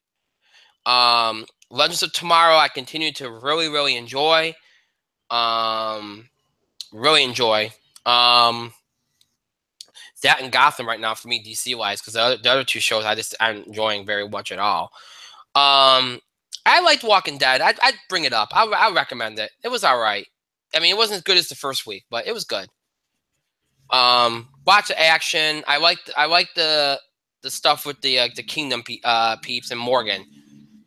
But other than that, the rest of it was kind of it was all right. I'd probably recommend it. But other than that, that's all I got. So Mike, you got the 4. All right. I guess I will talk about stuff then. What have I seen over the past week? Again, I have to stress that I am behind on a lot of things because I only have so much time and I can't watch everything. Let's start with Dirk Gently's Holistic Detective Agency, which you can catch on BBC America. Season 2 had started. Obviously, the heroes were in a pretty desperate place with that cliffhanger at the end of season 1. So now they're not. Dirk got out of Blackwing, and now Dirk and his crew, which include Farah and, for some reason, I'm blanking on Elijah Wood's character, and it's embarrassing because he's a huge part of the show. They picked up some new friends. Bart's kind of with them again. The stuff is interesting. Alan Tudyk. I don't know how to say his name. He was Steve the Pirate, and he's been in every Disney movie recently.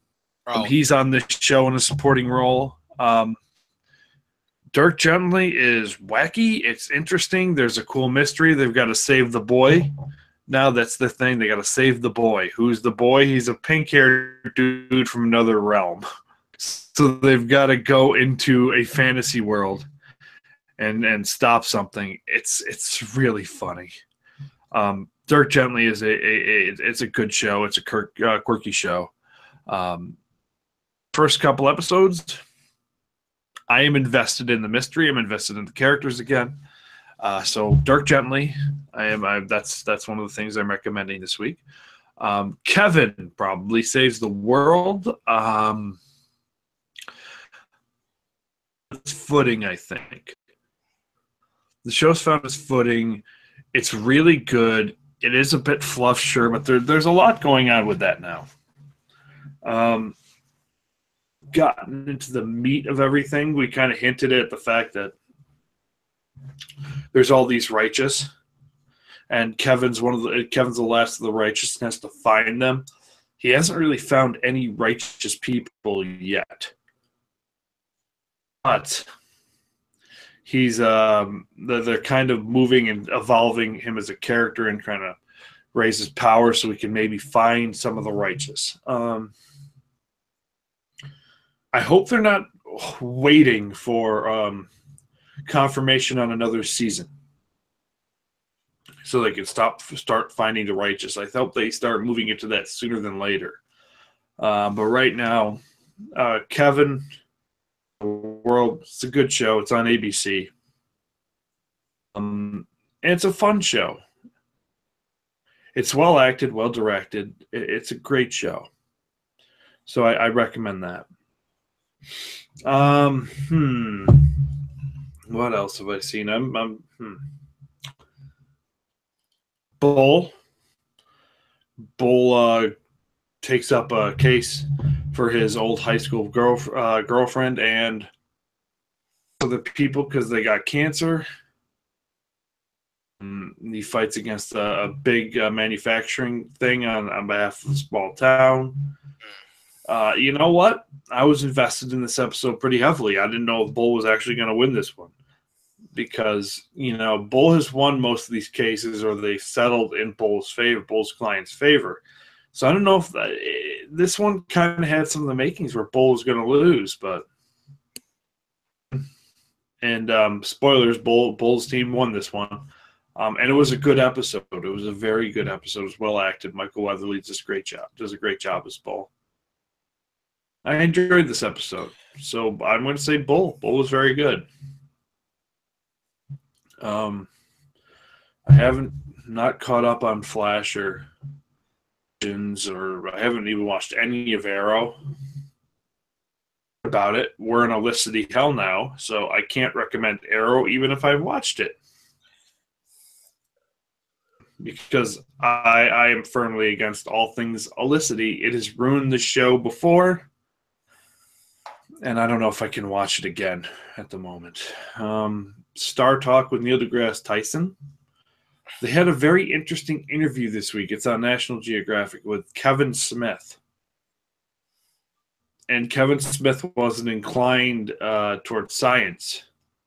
So it was kind of Neil deGrasse Tyson, who is your personal astrophysicist, and Kevin Smith and how it relates to his world of fantasy and sci-fi and everything. And it was actually a fascinating interview. It's probably one of Neil's best.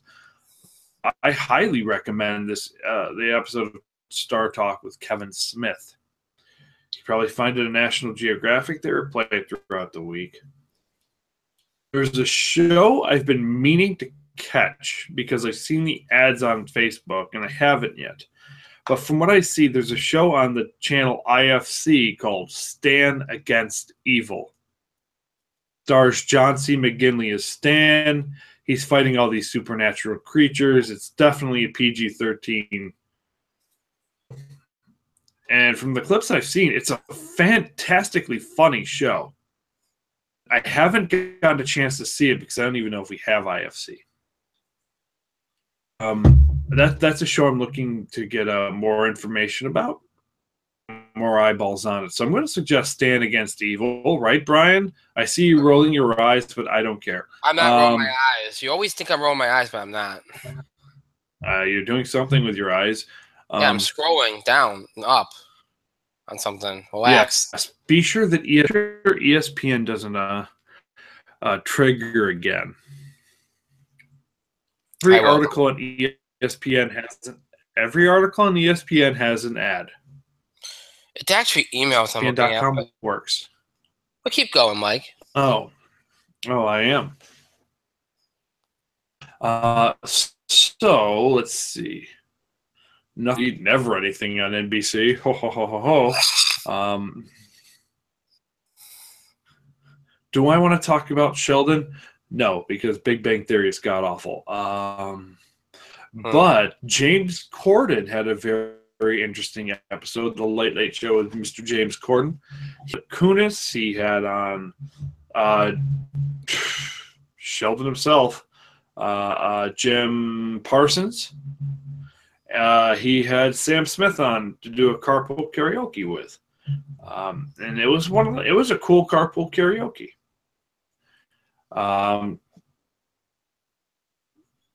James Corden did a fantastic interview with Mila Kunis, and Jim Parsons is surprisingly funny and interesting when he's not on Big Bang Theory.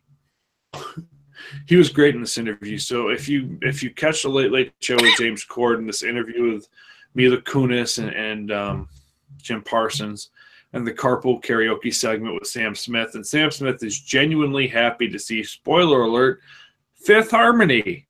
Yeah. He's genuinely happy to see them. He's very excited. And it's good because interesting cat. He's got a great voice.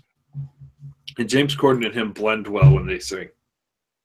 I highly recommend Late Late Show with James Corden. Let's see. Daily Show with Trevor Noah has been pretty solid.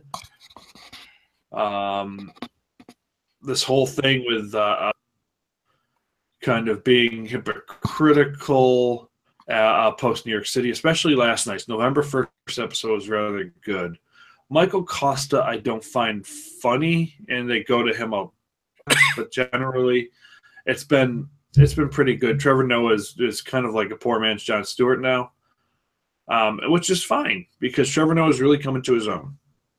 He's getting there. He's improving.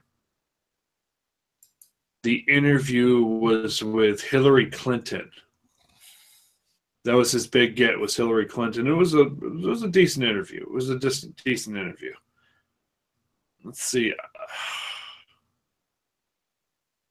Yeah, that's about it. That's all I'm going to say. There are other things I could say, but I'm going to stop there in the interest of time. We should also give a nice photo. I should mention, the Orville got renewed today.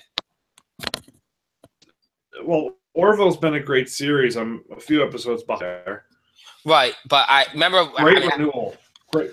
I was real worried. I told you last couple weeks I was worried about it. Then I had that nice little bump last week, and that must have been enough.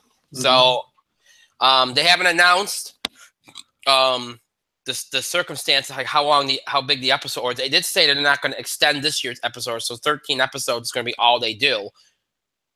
I would guess that they do the same thing next year. It seems like they like the idea of it being a shorter season show, which is the way TV's going anyway.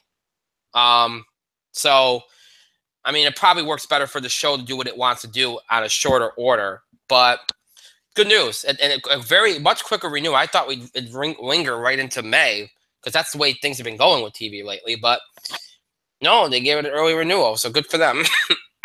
So I would bring that up because, I was worried about that show. I didn't think it was going to make it, but it did. So we should know by now. As long as it showed, it could have, as long as it showed something. But Seth MacFarlane behind it, Fox was probably going to keep it. So anyway, we don't have much wrestling stuff because there really hasn't been a lot going on. Raw and SmackDown this week were pretty much, obviously Raw had a lot of things going on. They announced Kurt Angle as the captain of the Raw team. Shane McMahon's the captain of the SmackDown team. Stephanie McMahon came back and did her usual thing by emasculating her, the GM of the show. They announced some of the team members for both teams on both Raw and SmackDown. Braun Strowman made his dramatic horror movie comeback on Monday night, which was awesome. Complete with him just playing to the fans and poor Curtis Axel. So you had that. So Raw was okay. You had some big moments there, here and there. SmackDown had some good stuff with Owens and Zayn and Orton and Nakamura, and they continued to build the teams up. The Fashion File stuff was continuing to be good, and as far as news goes, we were in this. I mean, we know Bo Dallas is back. Roman has not been cleared, but Bray Wyatt has. Samoa Joe came back on Monday Night Raw. It's looking like Roman will be able to participate in Survivor Series. I think he'll be cleared in 2 weeks. So there's that.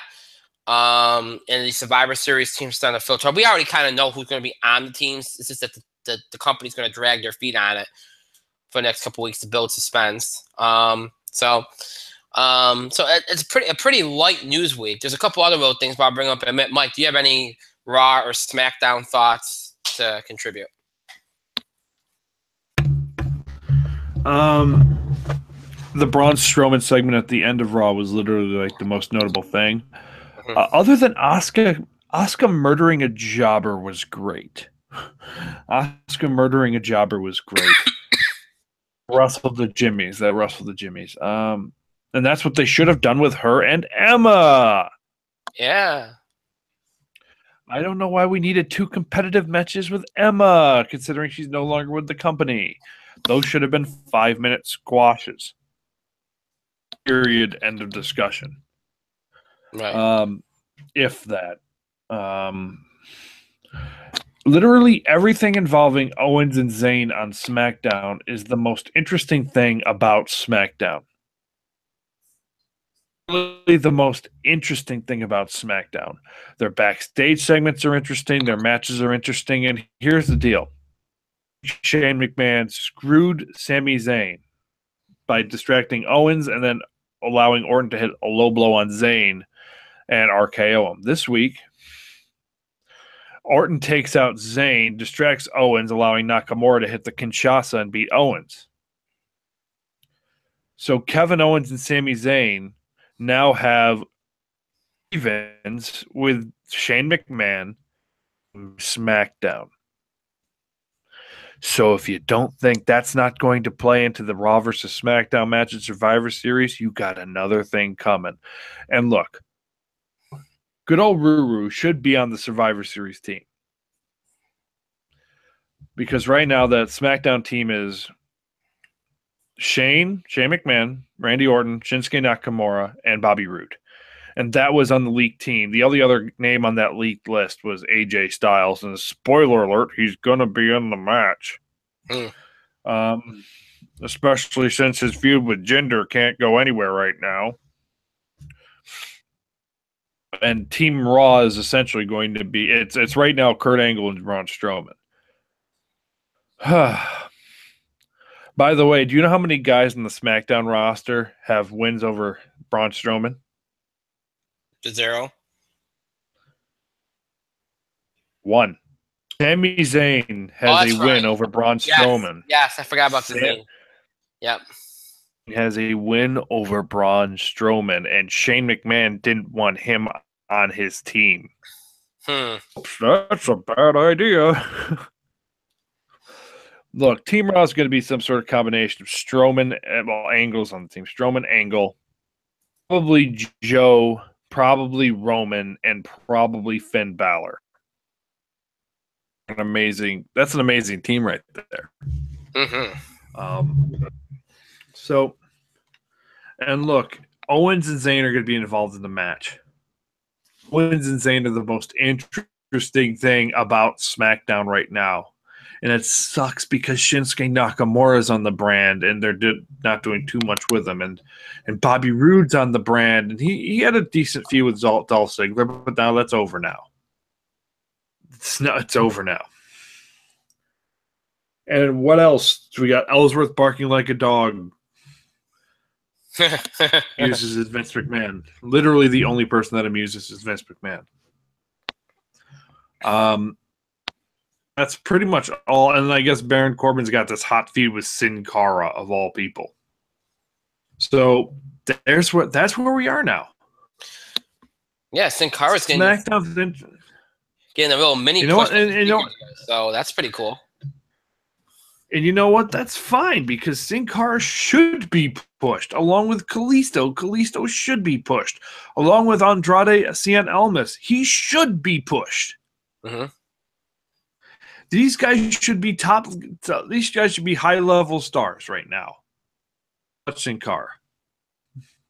But they should be high-level stars on the respective brands, especially Kalisto. I cannot stress that enough. Enzo retained via disqualification. Unfortunately, that means we're not getting Kalisto as champion for the foreseeable future. Oh, unfortunate. But I'm jumping around because literally Asuka murdering Jobber and Braun, best parts of Raw. Best parts of Raw. And then Kevin Owens and Sami Zayn, best parts of SmackDown. I mean, that's pretty much it. I'm just kind of rambling about Survivor Series now. Well, like you said, Sin Cara getting a push regardless of he signed a new contract. He's got a sneaker deal. Regardless of the reason, that's a good thing. You're right. You hit on a lot of the big things. Now, one of the big stories of last weekend was the release of Emma, Summer Rae, and Darren Young. Obviously, Emma was the most notable one because of the fact that they had her look competitive against Asuka. And look, you heard a lot of things. She was, brought people in she was kind of a diva. She wasn't well liked. A lot of people, she had a lot of heat on her, blah, blah, blah, blah, blah. Look, I mean, we all kind of started comments that were shocked that they made her competitive with Asuka before she got released. But you know what? Whatever. They kind of are gonna, WWE thinks their fans have short attention spans, which most of them do, and they'll be fine. Look, none of that was shocking. They're trying to clean house. There might be more releases. Who knows? There's talk going around today that Vince is not going to release Neville. That he's going to let his contract run out. So that's pretty typical of Vince, out of spite. So, Nia Jax also came back on Monday. That was cool. Now, well, there was one more thing I was going to say. Oh, two more things. One, there's a Survivor Series poster that leaked. And it kind of spoils who the special referee is going to be for the Brock Lesnar Jinder Mahal match. I'm sure you can guess it. Who is it, Brian? It's John Cena. Burr, burr, burr, burr. I mean, look, it's the most likely candidate. So, you know, but yeah, unless Cena can't do it last minute, then they'll probably shoehorn somebody else into that spot. Yeah, they probably would have shoehorned Kurt Angle, but too late. Far too late. Speaking of shoehorning people in, there's been a lot of discussion about Triple H and what happened in Scotland. I don't know if you've seen it. Yes, I have seen it. Which has got a lot of people upset because of the fact that he feuded with Seth Rollins earlier in the year. And all of a sudden now it's okay. Now, look, okay, let me just explain this for those that do not know. Triple H is filling in for Roman Reigns on the Europe tour. And they had Triple H come out to the ring and team with Rollins and Ambrose, and they even had him in Shield gear. They gave him a vest, and he was a member of the Shield. Even the Shield moves with them. So, a triple powerbomb. So, this has a lot of people. Now, look, things like this happen at house shows all the time. But here's the thing. WWE put that all over their social media. And that's where people are upset because they're like, well, geez, that doesn't really make a whole lot of storyline sense to do that. If you had just done it at the house show and left it alone, it would have been okay. So there's a lot of people that are upset. Look, it's WWE. All right, how many times have we seen people that absolutely hate each other and go through a blood feud, and 6 months later they're friends on the same side? Okay, I don't read too much into it. They put it on their social media feed, but I think they recognize that for the most part, people understand that circumstances and stuff. I really don't think it's too big of a deal. I really don't. But some people are really upset about it. So I thought it looked pretty cool. He looked pretty cool in the Shield gear to me. But Mike, I thought Triple H was really cool in Shield gear too. And look, here's the thing. Yes, WWE put it all over their social media. Yes, they put a video on their YouTube channel. But let's be honest here. I'll be surprised if they reference that on TV. And if they reference it, it'll be like, well, anything could happen at a WWE live show. It's basically a promotion for them to get you out to see the live show events. Right. So that's literally it's all it is, because they're trying to make it seem like anything could happen. Even Triple H could show up and team with Seth Rollins and Dean Ambrose, people he's had bad blood with, and he was a temporary member of the Shield. It wouldn't have happened if Roman Reigns is fine. So it's not a big deal. And here's the other thing. To me, it's an easy, if they do reference it on the show, it's an easy explain away. Triple H, the COO, he did what was best for business. They had nobody else to go out there. He went out there and put personal issues aside to sell tickets. Mm-hmm. And Rollins and Ambrose have to go along with it because they're paid employees.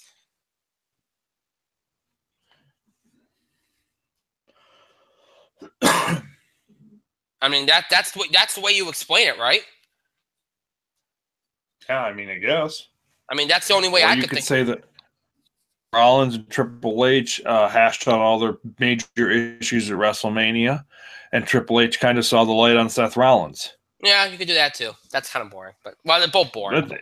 They're both boring, but they're both pretty logical, and they explain the problem away. So yeah, but either way, like you said, they're not gonna. They probably won't reference it. So, but anyway, so everybody was going crazy about that this week, but and that's really all the big news from this.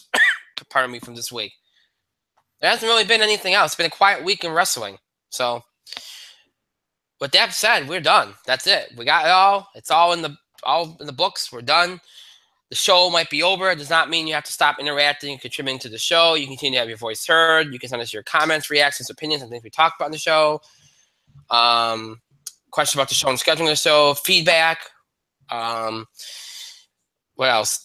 breaking news items or topic ideas related to sports, entertainment, wrestling that you want us to cover. Any of these things you can do by email, Facebook, and Twitter. You can email us at itspotlight411@gmail.com. You can also follow us and tweet us at itspotlight411. And again, use the hashtag itspotlight411 for anything you tweet at us or anytime you tweet regarding our show on Twitter. Please use that hashtag if you can. You can also find us on Facebook. Just search for In the Spotlight 411 on Facebook, and then make sure that you like our fan page once you're on it, once you find it. Again, please follow us on social media for the latest updates about the show, the schedule of the show, and also for random thoughts that we just happen to feel like posting. If you want access to all that, make sure you follow us on Facebook and Twitter. Just search for us on Twitter at itspotlight411, and of course on Facebook In the Spotlight 411. Just search for us and find us and follow us, and you'll have access to all that and more. 2 ways to keep up with the show and look back at classic episodes. You can either stream us anytime on Google Plus and YouTube, where you can find all of our Google Plus and YouTube episodes, starting with mid-October 2015 all the way up to tonight's episode, available for you to stream anytime you want. Just search for In the Spotlight 411 on Google Plus and YouTube, and you can stream those episodes anytime you want. And again, you can, as always, find us on our main host sites, Podbean and iTunes. Search In the Spotlight 411 on those sites. And if once you do, you'll be able to listen to us on the go, or just listen to us in general. If listening to us is better for you than streaming us, maybe you don't like seeing us on screen, maybe it's just easier for you to listen to us. Maybe you want to listen to a part of an episode, miss an episode entirely, or you're a long time or new fan, wants to look back at an episode from a couple years ago, just keep up with current episodes. You can do all that on Podbean and iTunes, where all our episodes that we've ever done are transferred into an audio format for your convenience, including our Google Plus and YouTube episodes from the last 2 years, transferred into audio format for your convenience. Every episode we've ever done in 7 years is available for you in audio format in order from the most recent date to the oldest for you to listen to anytime you want. Again, all you have to do is search for us In the Spotlight 411 on our main host sites, Podbean and iTunes. And of course, if you want to stream us anytime, you can search for us on Google Plus and YouTube. So Google Plus, YouTube, Podbean, iTunes, always keep up with the show and look back at classic episodes. Just search for In the Spotlight 411 on all of those sites. I want to thank Mike for being here tonight. Thank you, Mike. Time for bed. Thank myself and our great show, Pat Myself on my back. And thank all of you for your continued support and your contributions to the show. Thank you so much for watching. To those that will be watching, listening to this later, thank you to you as well. That is it. This was the only show of the week. It was a long one. I know I was a little late earlier. I apologize. It was one of those things. It's been kind of a busy day today. So got kind of behind. But nonetheless, it made it work. Next week, back to normal. 2 shows. Again, Tuesday, sports and wrestling. Back to normal. We'll do all the big sports headlines. We'll do all the big wrestling headlines. Thursday, entertainment, box office beat, TV highlights. And again, we'll probably do the college basketball preview on Thursday. I know it's not a sports night, but we'll probably do it because the following week will be a wrestling show on that Thursday. So we'll probably do the college basketball stuff next week and then leave the wrestling for the week after. So and then the week after that's Thanksgiving already. Hard to believe, but it is. So yeah, we'll get into all that good stuff next week. So until Tuesday, which will be election night. That's November the 7th. That'll be our next show. So I hope you all have a great rest of your night, a great weekend, and a great start to your week next week. We'll see you back here for our next show this coming Tuesday, November the 7th, broadcasting and streaming live here on YouTube at 9 o'clock p.m. Eastern Time. Until then, have a good night, everybody.